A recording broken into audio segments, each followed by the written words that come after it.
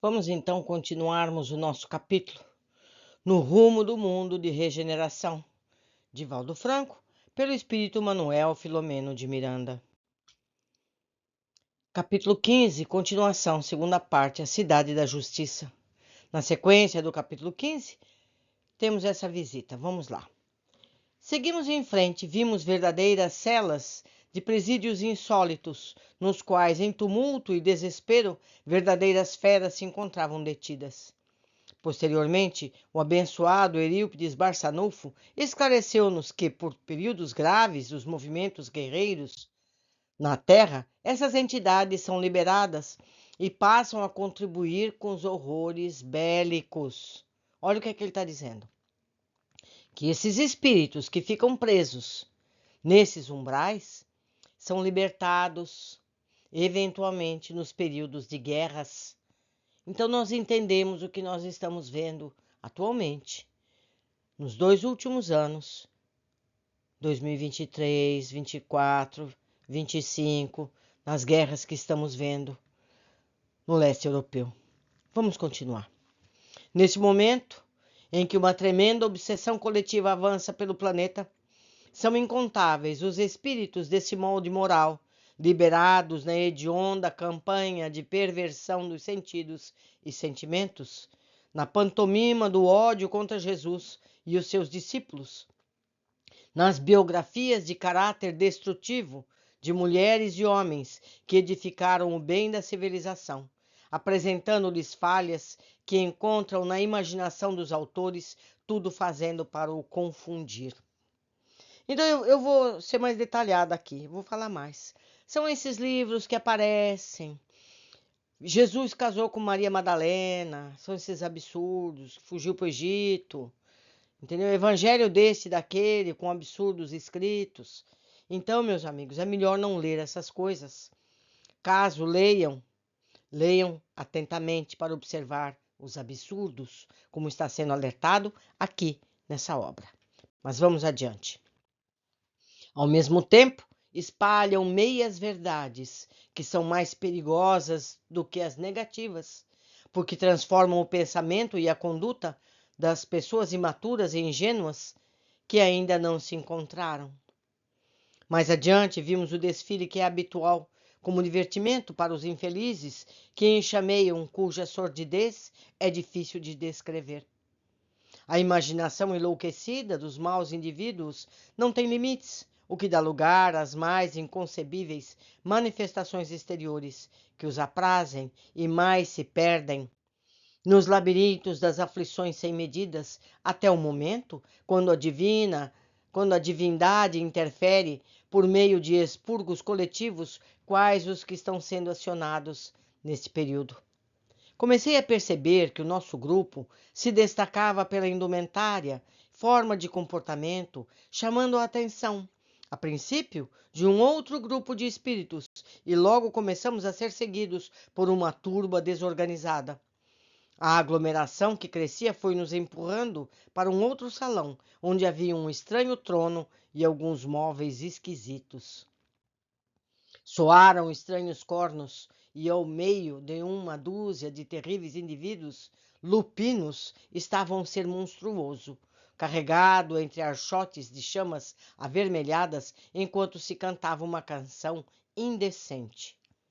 Fomos retidos pela turba e de imediato o chefe foi colocado no trono ridículo.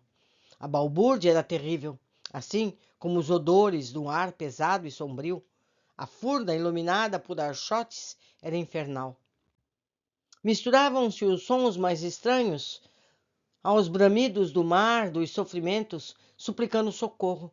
Gargalhadas de loucura mesclavam-se com gemidos por todo lado. E o canto de deboche tentava suplantar a desordem. Fomos sendo empurrados, sem agressividade, para o centro da sala, e quando chegamos ao lugar que lhes parecia próprio, afastaram-se ruidosamente, deixando-nos a sós. Olhei para os semblantes dos irmãos Eurípides e Spinelli, nele encontrando uma serenidade superior e um suave brilho que lhes expressava a sintonia com Jesus. Talvez eles esperassem aquele acontecimento ou tivesse algum plano que ignorávamos. Nós outros, que experimentávamos a ocorrência por primeira vez, embora confiantes, encontrávamos-nos expectantes.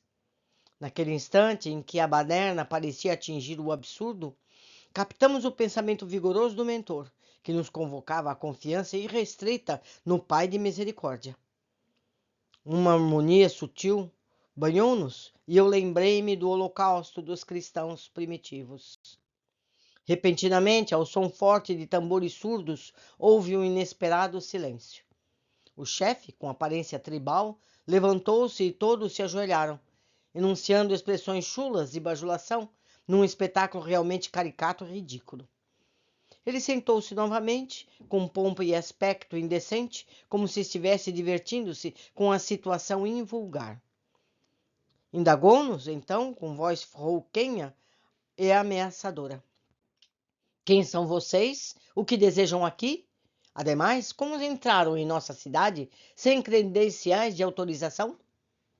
Eurípides deu 2 passos à frente, fitando-o com um olhar de comiseração, respondeu: Somos discípulos do Evangelho de nosso Senhor Jesus Cristo, e aqui vimos, em seu nome, dar notícias do seu reino.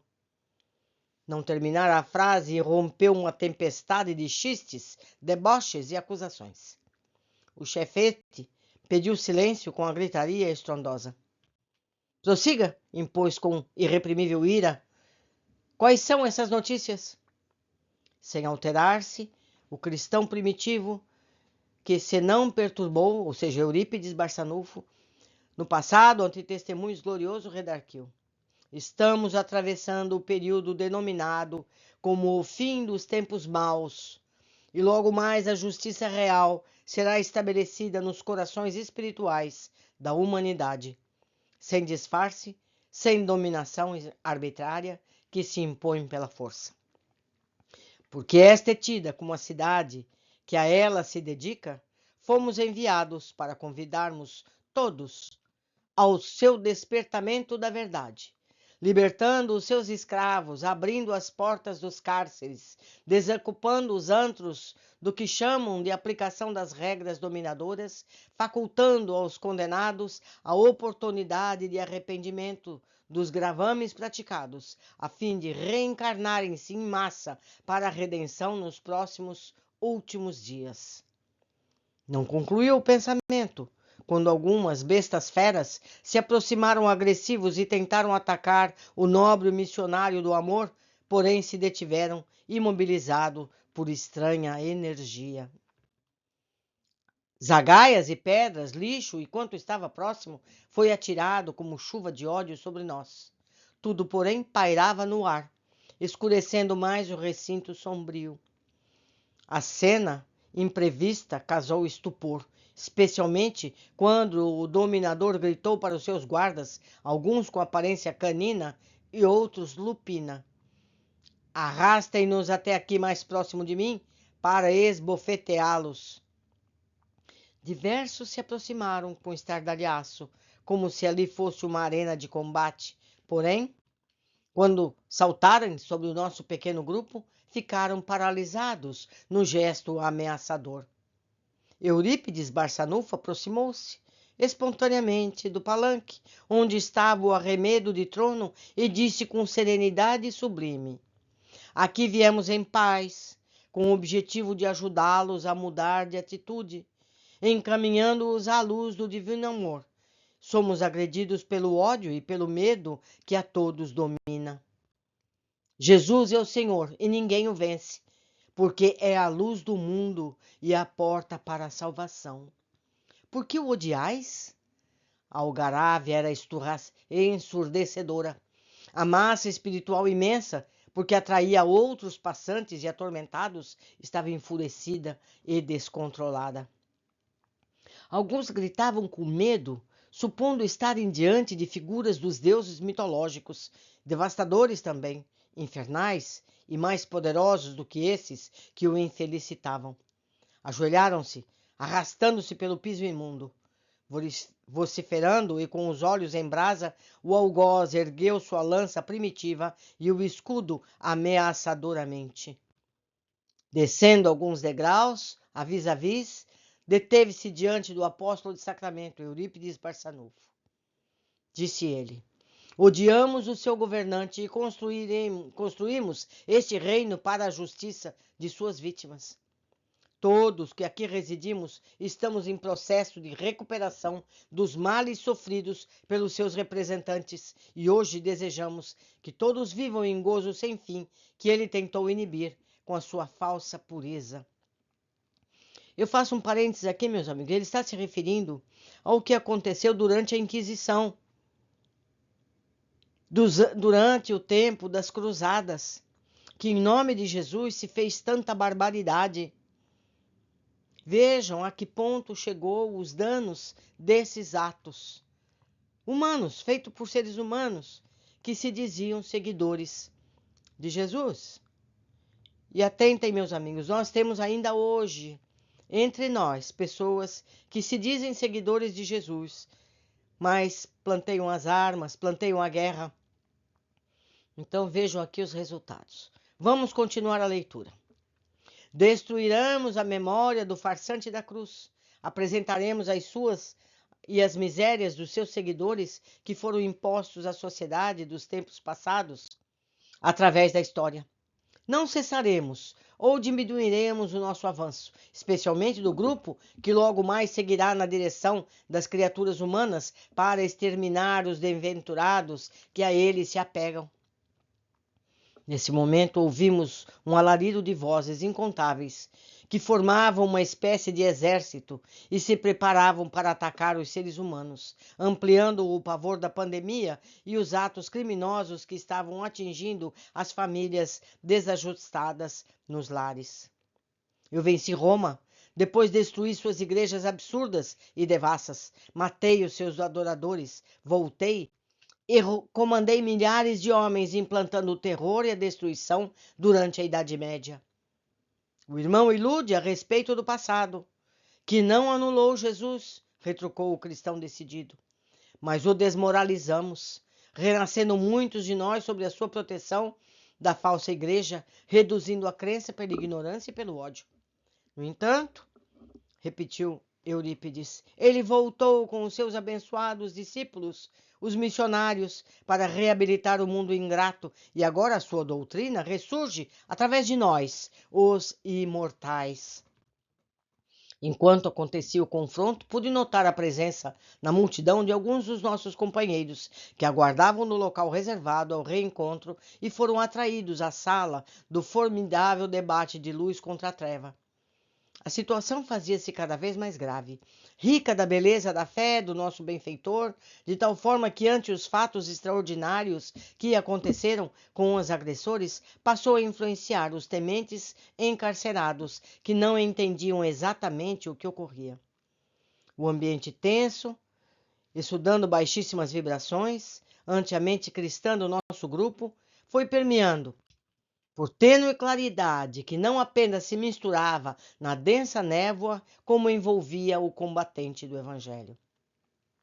Neste comenos ouviu-se um estrondo estranho na imensa caverna, que ficou repercutindo nos diversos cômodos, assustando os residentes. Tive a impressão de que o furioso controlador da cidade iria atacar fisicamente o antagonista, tão próximo se acercara, numa transformação monstruosa de um gigante lendário e destruidor, quando, profundamente compadecido, Eurípides Barçanufo lhe disse: meu irmão, aproveita este momento. Jesus espera por ti. Rende-te à tua misericórdia. Liberta-te do ódio que te consome. Nunca, berrou o adversário. O perseguiremos até a consumpção dele ou a nossa. Não se trata de uma questão banal.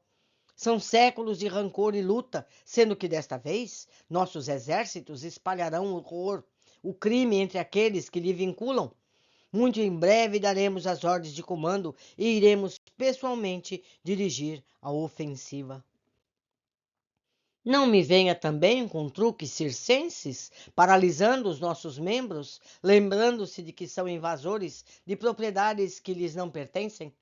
desnecessário informá-lo de que também disponho de recursos dessa outra natureza. Ato contínuo, voltou-se na direção dos espíritos imobilizados em atitude viva de agressividade e, enunciando algumas palavras que pareciam cabalísticas, fazendo gestos algo ridículos, devolveu-lhe os movimentos a ponto de tombarem no chão. No mesmo instante, o visitante que representava o Senhor Jesus concluiu a nossa visita. Cumprimos com o nosso dever. Ainda é tempo, desde que ao sairmos daqui já não teremos alternativa senão transplantarmos a cidade para a região do exílio que receberá os maus.